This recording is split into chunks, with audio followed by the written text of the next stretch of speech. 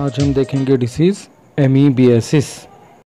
Hello friends, आज हम human beings के कुछ कॉमन डिसीज़ेस के बारे में बात करेंगे। We discuss the common human diseases, among which the first is amoebiasis. तो पहला डिसीज़ हम देखने जा रहे हैं वो है एमीबियासिस। एमीबियासिस जिसको एमीबियासिस भी बोलते हैं, और ये जो जनरली अपन बोलते हैं कि पेट खराब होना, इसको बोलेंगे समझो। तो इसमें कॉजेटिव पैथोजन कि किसके कारण ये होता है, तो ये पैथोजन है इंटेस्टाइनल एंडोपैरासाइट। इंटेस्टाइनल एंडोपैरासाइट यानी कि पैरासाइट ऐसा जो अपने इंटेस्टाइन में रहता है। तो पैरासाइट के अंदर रहने वाला, अपने इंटेस्टाइन के अंदर रहने वाला पैरासाइट जिसका नाम है एंटामीबा हिस्टोलाइटिका। तो Entamoeba histolytica is an causal organism of amoebiasis which is an intestinal endoparasite, कि जो अपने इंटेस्टाइन के अंदर रहेगा। तो ये होगा कॉजल ऑर्गेनिज्म। नेक्स्ट देखेंगे अपन कि मोड ऑफ ट्रांसमिशन, कि ये फैलता कैसा है। तो मोड ऑफ ट्रांसमिशन है थ्रू, एक है कि दो फीको ओरल कॉन्टैक्ट। सो फीको ओरल कॉन्टैक्ट यानी कि संडास के रास्ते से या फिर मुंह के रास्ते से फैलेगा ये।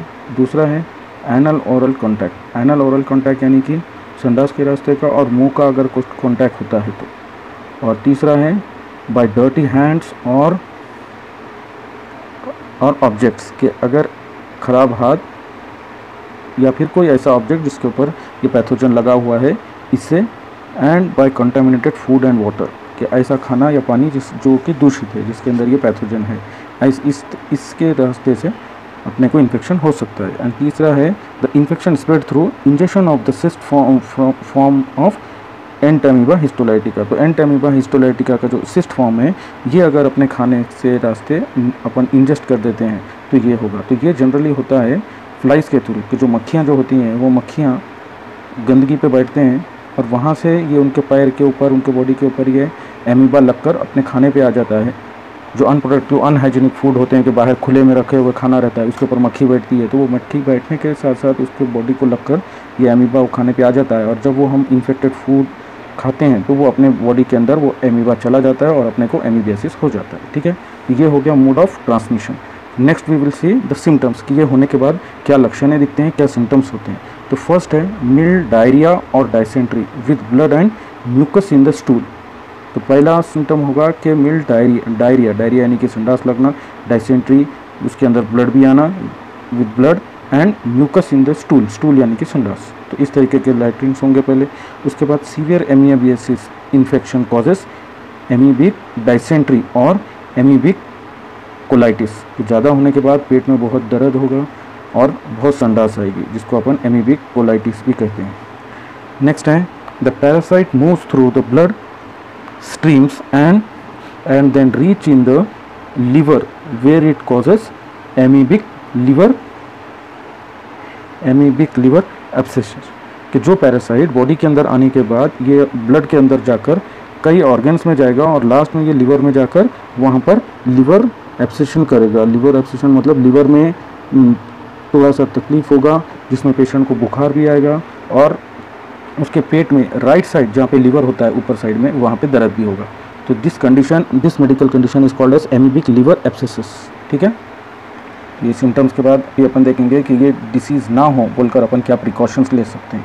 सो प्रिवेंशन एंड कंट्रोल मेजर में होगा कि washing hands with soap and hot running water after using the toilets and before touching the food. कि मेन इंपॉर्टेंट थिंग क्या है कि ये लैट्रिन के कंटेमिनेशन से, लैट्रिन के रास्ते से कांटेक्ट होकर अपने को हो सकता है। तो इसके लिए मेन इंपॉर्टेंट प्रिकॉशन ये है कि लैट्रिन जाकर आने के बाद अपन ने हाथ साबुन से, अच्छे नल के पानी से, बहते हुए पानी से, रनिंग वाटर यानी कि एक जगह जो ठहरा हुआ पानी वो नहीं लेंगे, ज़्यादा करके नल के पानी से साबुन लगाकर अच्छे से हाथ धोएंगे आफ्टर यूजिंग द टॉयलेट, और या फिर खाना खाने से पहले। क्योंकि दिन में कहीं पे भी कोई ऑब्जेक्ट लगाए, अपने को इन्फेक्शन हो गया और अपन खाना खा लेंगे या फिर कुछ खा लेंगे तो उससे अपने बॉडी में ये पैथोजन जा सकता है। तो इसके लिए the hand should be washed with soap and water before eating the food and after using the toilet. Second है क्लीनिंग ऑफ बाथरूम्स, कि बाथरूम को क्लीन रखना है, टॉयलेट भी क्लीन रखना है, टॉयलेट सीट भी एंड टैप्स के नल को। कि कोई जाकर आया है बाथरूम और वो नल को पकड़ा है और उससे अगर उसको इन्फेक्शन हुआ है, बाद में अपन टच करते हैं तो वो अपने को भी हो सकता है। तो इसके लिए टॉयलेट जाके आने के बाद हाथ अच्छे से साबुन से धोना बहुत ज़रूरी है। And next precaution will be the boiling the drinking water, कि पानी को उबाल के पीना चाहिए, पीने के पानी को। और नेक्स्ट है avoiding raw vegetable growth in soil fertilised by human faeces, कि ऐसी ज़मीन जहाँ पर ह्यूमन फीसेस यानी कि मानव का संडास, इंसान का अगर संडास जो खेत में डाला जाता है, कि वहाँ पे उगाए हुए जो वेजिटेबल्स है उसको रॉ यानी कि बगैर पकाए नहीं खाना चाहिए। So avoiding raw vegetables growth in soil fertilised by human faeces, कि जहाँ ऐसे खेत जहाँ पर ह्यूमन का संडास फर्टिलाइज़र बोल के यूज़ किया गया है, ऐसी जगह पर ऐसे वेजिटेबल्स ना उगाए जो कि रॉ खाए जाते हैं, या फिर वहाँ उगाए हुए जो भी वेजिटेबल्स है उसको अच्छे से पका के खाएं, ताकि ये पैथोजन अगर उसके अंदर है तो वो मर जाए। ठीक है। अब है prevention to be done at endemic level, कि अगर बहुत ज़्यादा बड़े स्तर पर अगर ये डिसीज़ फैल जाता है तो जब अपने को क्या प्रिकॉशन करना चाहिए। So good sanitary practices and sewage disposal और ट्रीटमेंट आर नेसेसरी, कि अगर ये बहुत ज़्यादा फैल जाता है तो साफ़ सफाई का अच्छा ख्याल रखना पड़ेगा। और सीवेज डिस्पोजल यानी कि जो ह्यूमन का संडास है वो बराबर डिस्पोज होना चाहिए, सेफ्टी टैंक्स वगैरह खुले में संडास नहीं करा हुआ रहना चाहिए। तो ओपन में अगर कुछ लोग रूरल एरिया में संडास करते हैं तो उससे क्या होगा कि पानी, अगर बरसात के दिनों में पानी जब बह के वाटर सोर्स की तरफ जाएगा तो उससे ये पैथोजन भी वहाँ पर पानी के सोर्स में चला जाएंगे, फिर वहाँ से इन्फेक्शन होने के चांसेस बढ़ जाते हैं। नेक्स्ट है sedimentation and filtration of water supply are necessary, कि जो पानी सप्लाई होता है पीने के लिए उसका सेडिमेंटेशन यानी कि रुका कर उसको सेडिमेंट करके नीचे का जो है वो और ऊपर से और उसको उस पानी को फिल्ट्रेशन करना ये ज़रूरी है। एंड लास्ट है avoid eating of unhygienically prepared food, कि ऐसा खाना ना खाएं जो कि साफ़ सफाई का ख्याल रखकर ना बनाया गया हो। ये है main precaution if the disease spread at the endemic level, कि बहुत ज़्यादा अगर ये डिसीज़ फैल जाता है तो ये अपने को प्रिकॉशंस लेना पड़ेगा। ठीक है। लेकिन अब ये प्रिकॉशंस लेने के बाद भी अगर डिसीज़ होता है तो उसके लिए क्या ट्रीटमेंट देना चाहिए वो देखेंगे हम। सो डायग्नोसिस एंड ट्रीटमेंट, कि एमीबियासिस है बोल के निदान कैसा करें, और फिर अगर एमीबियासिस है पता लग गया तो उसका ट्रीटमेंट कैसा करें। So diagnosis of amoebiasis is made through microscopic examination of the stool sample, कि एमीबियासिस है ये पता करने के लिए अपने को पेशेंट का लैट्रिन जो है वो टेस्ट कराना पड़ेगा माइक्रोस्कोप में, पैथोलॉजी में, कि उसके अंदर जो पेशेंट का लैट्रिन है उसके अंदर एमीबियासिस के कीटाणु है या नहीं, वो लैट्रिन का माइक्रोस्कोपिक स्टडी करके पता लगा जा सकेगा। उसके बाद है amoebiasis is treated by the use of metronidazole and tinidazole which can destroy the E histolytica in the digestive tract as well as other tissues. के बाद में एक बार पता लग गया कि पेशेंट को एमीबियासिस हुआ है तो फिर वो पेशेंट को अपने को मेट्रोनिडाजोल और टिनाडाजोल ये 2 ड्रग है, इसके टैबलेट्स अपने को पेशेंट को देना पड़ेगा। तो ये ड्रग मेट्रोनिडाजोल एंड टिनाडाजोल ये 2 ड्रग जब पेशेंट को अपन देंगे तो पेशेंट के इंटेस्टाइन के अंदर जो एंटामीबा हिस्टोलाइटिका पैथोजन है उसको भी मार देगा, और साथ में ये ब्लड के अंदर जाकर अगर ये पैथोजन दूसरे ऑर्गन में भी, दूसरे टिश्यू में भी बॉडी के अंदर होगा तो वहाँ पर भी इस पैथोजन को ये ड्रग मार देगा। इस तरीके से ये टोटल ट्रीटमेंट हो जाएगा एमीबियासिस का। ठीक है, ये हो गया amoebiasis. Next disease is ascariasis. So next disease ascariasis. ये एस्कैरियासिस ये भी पेट की है, जिसको अपन बच्चों के अंदर जो बचपने में कीड़े हो जाते हैं, बच्चों के पेट में जो वॉर्म्स हो जाते हैं, उस डिसीज़ को बोलते हैं एस्कैरियासिस। ये एस्कैरियासिस डिसीज़ का कॉजल ऑर्गेनिज्म के किसके कारण होते हैं, so that is roundworm. ये राउंड वर्म का टेक्निकल नेम है एस्कैरिस लुम्ब्रिकोइड्स। तो Ascaris lumbricoides are the causative organism for the Ascaris. अभी इसको, ये बीमारी को और ये पूरा इसका डिटेल पढ़ने से पहले थोड़ा सा अपने को ये ऑर्गेनिज्म का लाइफस्टाइल देखना ज़रूरी है कि इसका लाइफस्टाइल कैसा है, ये इन्फेक्शन कैसा होता है और बॉडी में ये कहाँ पे, ह्यूमन बीइंग के बॉडी के अंदर कहाँ पे, किधर, कैसे डेवलप होता है। इसके लिए होस्ट एक ही है, खाली ये ह्यूमन बीइंग के ही अंदर इसके सारे स्टेप्स कंप्लीट होते हैं, लेकिन ये ह्यूमन बीइंग के कौन से बॉडी के कौन से पार्ट में कैसे इन्फेक्ट होता है, फिर कहाँ से किधर जाता है, कैसे डेवलप होता है, इसके लिए ये स्टेजेस थोड़ा सा ध्यान से समझें। So life cycle of Ascaris. Life cycle of Ascaris involves only one host, that is human being. इसमें एक ही होस्ट है ह्यूमन बीइंग, लेकिन इसमें अलग अलग जगह होगा। So the man acquired eggs through contaminated food और वाटर, कि ये इंसान को एस्कैरिस की लागन होगी अंडे से, कि एस्कैरिस के जो अंडे हैं वो या तो खाने से या पानी से ह्यूमन बीइंग के बॉडी के अंदर चले जाएंगे। तो एक बार जब ये खाने से हो या पानी से हो ह्यूमन बीइंग के बॉडी के अंदर ये एस्कैरिस के अंडे चले गए, तो उसके बाद क्या होता है अभी अपन स्टेप बाय स्टेप देखेंगे। तो पहले स्टेप में क्या होगा कि stage 1, so eggs in faces कि जो ह्यूमन बीइंग को कंटेमिनेशन है ऑलरेडी, उसकी बॉडी में जो एस्कैरिस है वो अंदर अंडे देंगे और वो अंडे एस्कैरिस के ह्यूमन बीइंग के लैट्रिन के थ्रू बाहर आएंगे। So a female Ascaris produces approximately 2 lakhs eggs per day. एक दिन में ये इतने अंडे बनाती है, which are passed along with the faeces यानी कि लैट्रिन। तो जो एस्कैरिस फीमेल एस्कैरिस जो पेशेंट के बॉडी के अंदर है वो एग्स देंगी और डेली वो 2 लाख अंडे बनाएंगी और ये 2 लाख अंडे पेशेंट के लैट्रिन के साथ बाहर निकलेंगे।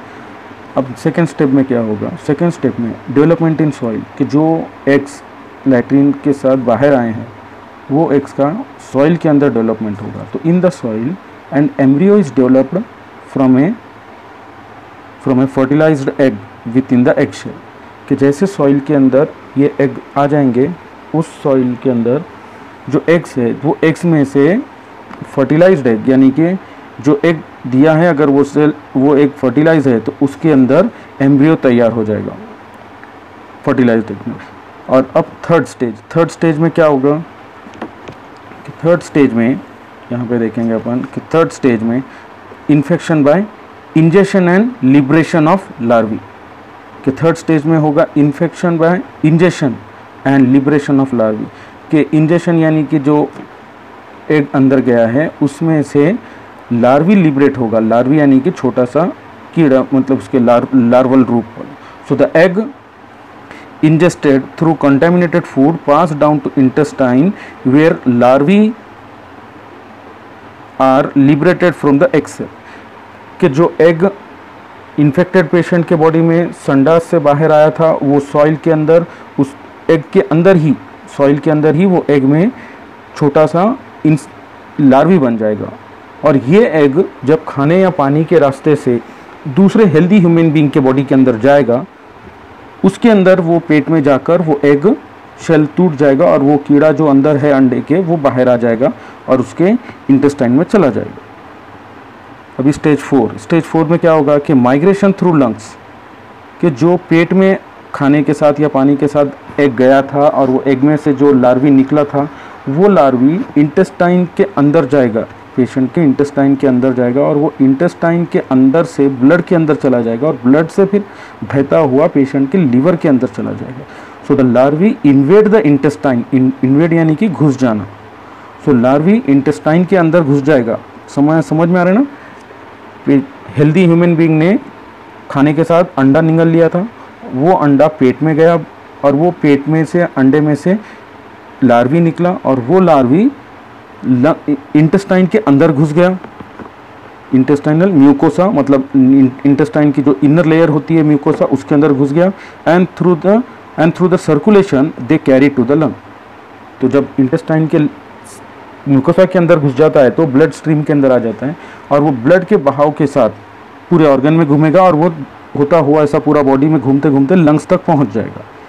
अब स्टेज 5 में क्या होगा कि स्टेज 5 में re entry into stomach and intestine कि जब ये लंग्स में पहुंच गया, अब उसके बाद क्या होता है कि ये लंग्स में पहुंचने के बाद लंग्स के एल्वोलाई से बाहर निकलकर लंग्स में से ऊपर चढ़ के ट्रकिया में आता है विंड पाइप में, फिर ये विंड पाइप में से ऊपर चढ़ते चढ़ते ऊपर आके फेरेनिक्स में आके अपने फेरेनिक्स तक आ जाता है। फेरेनिक्स में जब अपन थोड़ी थोड़ी देर को कभी बात करते समय ऐसा निगलते हैं तो वो निगलने के टाइम पर वो जो लार्वी है वो भी इंटेस्टाइन में चला जाएगा फिर से, मतलब री एंटर्स इनटू द स्टमक। ठीक है। So the larvae from lung से larvae from lungs alveoli ascend यानी कि ऊपर उठना, एसेंड द रेस्पिरेटरी ट्रैक्ट से ऊपर निकलता है टू द थ्रोट मतलब गले तक आता है एंड आर स्वैलोड और फिर बाद में निगल के वो पेट में चला जाता है। इस तरीके से वो री एंटर हो जाएगा इन डाइजेस्टिव सिस्टम। नेक्स्ट है स्टेज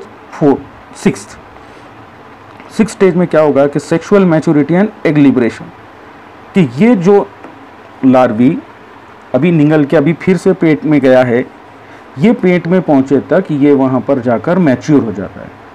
अब ये मैच्योर जो लार्वी है ये सेक्सुअली मैच्योर हो जाएंगे और ये सेक्सुअली मैच्योर लार्वी अब एग रिलीज करेंगे, मतलब अंडे देंगी फीमेल और वो अंडे फिर से बाहर आ जाएंगे। So the female brings to discharge egg with 2 to 3 months, कि जब अंदर जाने के बाद बॉडी में इसकी फीमेल 2 से 3 महीने के बाद अंडे देना शुरू हो जाएंगे। जब तक 2 से 3 महीने वो फीमेल इंटेस्टाइन में रहेंगे और वहाँ से इंटेस्टाइन से खाना वगैरह न्यूट्रिएंट्स लेते रहेंगे और वो बड़े होते रहेंगे। तो 2-3 महीने में जब ये फीमेल बड़े हो जाएंगे, फीमेल और मेल का कॉन्टैक्ट होकर फिर वो फर्टिलाइज एग्स देंगे और फिर से ये पेशेंट के लैट्रिन में अब इसके भी लैट्रिन में एग्स निकलना शुरू हो जाएंगे। So from the time of infection 2 से 3 महीने के टाइम से ये एग देने का शुरू हो जाएगा। मामा समझ में? तो इस तरीके से ये एक पेशेंट की बॉडी से दूसरे पेशेंट की बॉडी में चला जाएगा। तो इसको होस्ट एक ही है ह्यूमन बीइंग। तो जो एक पेशेंट में इन्फेक्शन हुआ है वो पेशेंट के अंदर अंडे बनते हैं एस्कैरिस के और वो अंडे उसके संडास के थ्रू बाहर निकलते हैं। फिर वो सॉइल में जाकर अंडे में से वॉर्म बन जाता है, लेकिन अंडे में ही रहता है। फिर ये अंडा खाने के ज़रिए पानी के ज़रिए दूसरे ह्यूमन बीइंग के अंदर जाता है और फिर उसके डाइजेस्टिव सिस्टम में सीधा जाकर ये अंडे में से वॉर्म निकल जाता है लार्वी, और ये लार्वी इंटेस्टाइन के वॉल में घुस जाती है, दैट इज़ म्यूकोसा। फिर ये म्यूकोसा के अंदर जाकर ब्लड स्ट्रीम में चला जाता है। फिर ये ब्लड में बहता हुआ वो पेशेंट के पूरे बॉडी में घूमता है और लास्ट में लंग्स में घुस जाता है। फिर ये लंग्स में से अंदर ही निकलता है बाहर और उसके एल्वोलाई, यहाँ पे मतलब जो अपन सांस लेते हैं अंदर लंग्स में जाता है, वो एल्वोलाई की जगह ये वॉर्म बाहर आता है। फिर वहाँ से ये ऊपर चढ़ता हुआ विंड पाइप के थ्रू होकर थ्रोट में गले में आ जाता है। फिर से गला में जब अपन कुछ निगलते हैं उसके साथ वो लार्वी भी पेट में चला जाता है और फिर पेट में जाकर वो वहाँ पर 2-3 महीने रहकर वहाँ पे न्यूट्रिएंट लेकर ये मैच्योर हो जाते हैं और ये मैच्योर होकर फिर सेक्सुअल रिप्रोडक्शन करके ये अंडे बना देते हैं और फिर से ये मैच्योर एग्स ये रिलीज़ करना फीमेल शुरू कर देती है, जो कि एक दिन में on an average 2 lakh eggs देंगी और ये हर रोज़ ये अंडे उसके संडा से बाहर आते हैं। ठीक है, तो यहाँ स्टेजेस ये समझने के बाद अपन ये देखेंगे कि मेल और फीमेल ये कैसे रहते हैं एस्कैरिस, इनका क्या स्वरूप है, क्योंकि इसके ऊपर भी कई बार नीट में क्वेश्चंस आए हैं कि मेल और फीमेल एस्कैरिस का कैसा स्टेज है और क्या उनका डिफरेंस है। तो ये देखिए, ये है मेल और फीमेल एस्कैरिस। ये दोनों में फ़र्क होता है मेल और फीमेल में। तो मेल के जो एस्कैरिस मेल है, ये एस्कैरिस मेल थोड़ा सा लेंथ में शॉर्ट है और जो फीमेल एस्कैरिस है, फीमेल एस्कैरिस लेंथ में लंबी होती है दोनों की। ये एक फ़र्क है। और दूसरा मेन इम्पॉर्टेंट थिंग जो इनमें फ़र्क है ये है इनका टेल। कि यहाँ देखिए आप, मेल्स के जो टेल है ये कर्व्ड है और फीमेल की टेल सीधी है। तो ये मेन आइडेंटिफिकेशन मार्क है कि मेल के अंदर टेल कर्व है और फीमेल्स के अंदर टेल स्ट्रेट होती है।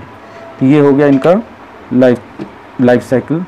तो ये क्लिप देखकर आप मेल और फीमेल एस्कैरिस को अच्छे से पहचान सकते हैं।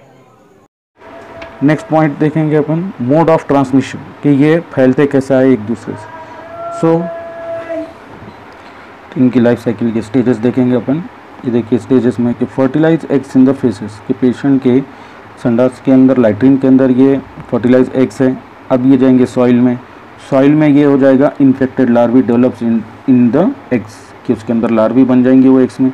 फिर ये कंटेमिनेट द फूड, फिर ये एग्स अपने खाने के साथ या पानी के साथ मिल जाएंगे और फिर वो खाने के साथ पानी के साथ अपने पेट में चला जाएंगे, that is swelling by man, कि ये अच्छे ह्यूमन बीइंग के अंदर ये खाने के ज़रिए अंदर चला जाएगा। फिर वो फूड के साथ वो एग इंटेस्टाइन पहुंच जाएगा। इंटेस्टाइन में से वो लार्वी निकलेगी, वो लार्वी इंटेस्टाइन के म्यूकोसा लेयर के अंदर घुस जाएगी। फिर वो म्यूकोसा लेयर के अंदर से ब्लड के अंदर जाएगी, फिर ब्लड के साथ वो हार्ट में जाएगी और हार्ट के साथ बाद में लंग्स में जाएगी।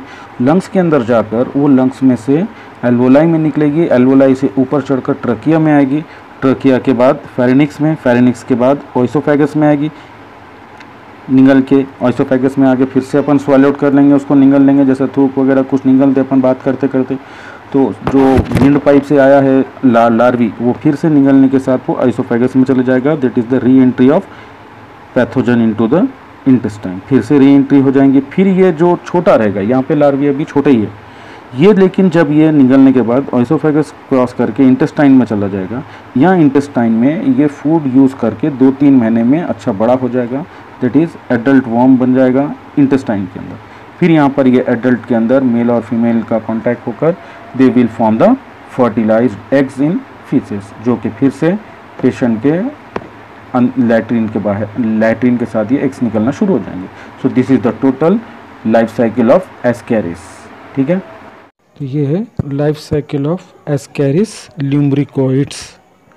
ठीक है, नेक्स्ट पॉइंट है मोड ऑफ ट्रांसमिशन, कि ये एक से दूसरे को कैसे फैलेगा। अब swallowing of infective eggs of ascaris with green vegetables, fruits etc. कि ये जो इन्फेक्टिव एग्स है एस्कैरिस के, ये ग्रीन वेजिटेबल्स के साथ और फ्रूट्स के साथ ह्यूमन बींग्स के अंदर इंटर हो जाएंगे। दूसरा है through contaminated food and water, कि पानी या कोई खाने के ऊपर ये एग्स अगर लगे हुए रहे और वो ह्यूमन बींग खा लेता है तो वो उसके बॉडी के अंदर पहुंच जाएगा। This are the two ways by which in human being get contaminated. Next point is signs and symptoms, कि एस्कैरिस के सिम्टम्स क्या है, उसके लक्षण क्या हैं। फर्स्ट है appearance of eggs in the stool after 60 to 70 days of infection, कि इन्फेक्शन होने के 60 दिन या 70 दिन यानी कि 2 महीने के बाद पेशेंट के लैट्रिन के अंदर आपको एस्कैरिस के एग्स दिखेंगे। दूसरा है gastro intestinal discomfort, vomiting, fever etcetera. अभी गैस्ट्रो इंटेस्टाइनल डिस्कम्फर्ट यानी कि पेशेंट के पेट में दर्द होगा, वॉमिटिंग होंगे और उसको बुखार रहेगी। Appearance of live worms in faces, और ज़्यादा अगर इन्फेक्शन ज़्यादा है तो पेशेंट के संडास के अंदर लाइव वॉर्म्स भी दिखेंगे, कि वॉर्म्स भी जीवित वॉर्म्स भी कभी कभी पेशेंट के संडास के अंदर आते हैं, जो कि अपन अक्सर देखते हैं कि बचपन में बच्चे बोलते हैं संडास में वॉर्म निकला है, तो ये एस्कैरिस के ही होते हैं जनरली। नेक्स्ट है सम पेशेंट में हैव पल्मोनरी सिम्टम्स और न्यूरोलॉजिकल डिसऑर्डर्स, कि कुछ पेशेंट के अंदर पल्मोनरी यानी कि लंग्स का भी कोई इन्फेक्शन होगा और किसी को न्यूरोलॉजिकल डिसऑर्डर्स भी हो सकते हैं। नेक्स्ट सिम्टम्स माइग्रेटिंग लार्वी में कॉजेज इयोसिनोफिलिया एंड न्यूमोनाइटिस, कि ये जो लार्वी अपन ने देखा है ब्लड के अंदर होकर एक ऑर्गन से दूसरे ऑर्गन को जाते हैं, तो ये ब्लड के अंदर आने के बाद ये ब्लड के अंदर के जो सेल्स है इयोसिनोफिल्स, वो इयोसिनोफिल्स को बढ़ा भी देते हैं, इनके कारण इयोसिनोफिल्स बढ़ जाते हैं। That condition is called as eosinophilia. Last symptoms है बोलस वॉर्म्स में ऑब्स्ट्रक्ट द इंटेस्टाइन, तो कभी कभी ये वॉर्म्स इंटेस्टाइन के अंदर इतना बढ़ जाएंगे नंबर इनके कि ये पेशेंट के इंटेस्टाइन को ब्लॉक कर देंगे और वो पेशेंट को पेट में बहुत दर्द होगा, क्योंकि इंटेस्टाइन ब्लॉक हो जाएगा, खाना आगे बढ़ नहीं पाएगा और फिर पेशेंट को दर्द होगा। तो ये हो गया उसके सिम्टम्स। अब ये प्रिवेंशन एंड कंट्रोल मेजर, कि इसको कैसे रोका जाए। तो यूज़ ऑफ टॉयलेट फैसिलिटीज़, कि पहला ये है कि संडास का टॉयलेट का यूज़ किया जाए, बाहर ओपन में लैट्रिन ना करें ताकि कांटेक्ट पानी से और वो लैट्रिन जाकर इन्फेक्शन ना हो। नेक्स्ट है protection of food from dirt and soil, कि अपन ने अपने खाने को जो फूड है उसको डर्ट और सॉइल से बचाना चाहिए, क्योंकि डर्ट उड़ के आके अगर खाने पे बैठेगी तो उसके साथ एग्स भी आ सकते हैं एस्कैरिस के, और मट्टी से भी बचाना चाहिए, कि जो फूड पे मट्टी वगैरह लगी हुई रही कोई वेजिटेबल फ्रूट्स को तो उसको साफ़ करके खाना चाहिए। और नेक्स्ट है dropped food should never be eaten without washing और कुकिंग, कि जो खाना गिर गया है ऊपर से, कुछ खाते समय नीचे गिर जाता है तो अपन उठा के खा लेते हैं बच्चे, तो जनरली ऊपर से गिरा हुआ कुछ है तो उसको नहीं खाना चाहिए जब तक कि उसको धोए ना। कोई खाते वक्त कुछ फ्रूट गिर गया, कुछ चीज़ गिर गई तो उसको उठा या तो खाने ही नहीं चाहिए, या अगर खाना है तो उसको धो के खाना चाहिए। नेक्स्ट है सेफ डिस्पोजल ऑफ एक्सक्रीटा, कि जो संडास है उसका बराबर डिस्पोजल होना चाहिए सेफ्टी टैंक में वगैरह, वो ओपन पे नहीं रहना चाहिए। और लास्ट है हैंड वॉशिंग, कि कुछ भी खाने से पहले हैंड वॉश अच्छे से करना चाहिए। Next topic is diagnosis and treatment, कि एमीबियासिस है बोल के इसका डायग्नोसिस कैसा हो और उसका ट्रीटमेंट कैसा हो। So diagnosis can be done by microscopic examination of the stool यानी कि लैट्रिन, कि पेशेंट का लैट्रिन को चेक करना पड़ेगा, और अगर उसके लैट्रिन में एमीबियासिस के डिसीज़ के लिए जो एस्कैरिस के जो डिसीज़ के लिए जो एस्कैरिस के जो सेल एक्स है वो अगर रहते हैं तो इससे पता लग जाएगा कि पेशेंट को एस्कैरियोसिस है। अभी अगर जब पता लग गया कि पेशेंट को एस्कैरियोसिस है तो फिर क्या ड्रग करें, कैसे ट्रीटमेंट करें। सो anti helminthic drugs like anti helminthic यानी कि जो राउंड वर्म है वो ग्रुप में आते हैं हेलमिंथिस। सो हेलमिंथिस ग्रुप के अपोजिट में, मतलब ये वर्म्स के अपोजिट में एंटी हेलमिंथिक, एंटी वर्म मतलब वर्म्स के अपोजिट वाले ड्रग्स कि जो वर्म्स को मारते हैं ड्रग्स उसको बोलते हैं anti helminthic drugs. So anti helminthic drugs like पिपेराजीन,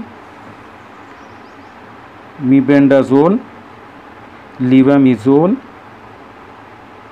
पायरेंटेल are effective against Ascaris lumbricoides. तो ये जो 3-4 ड्रग्स है ये एस्कैरिस ल्यूमरिकोइड्स जो अपना मेन कॉजल ऑर्गेनिज्म है एस्कैरिस का, इसके खिलाफ ये ड्रग्स इफेक्टिव है। तो ये ड्रग्स में से कोई भी एक ड्रग अपन देकर ये एस्कैरिस का ट्रीटमेंट कर सकते हैं। This is all about Ascaris.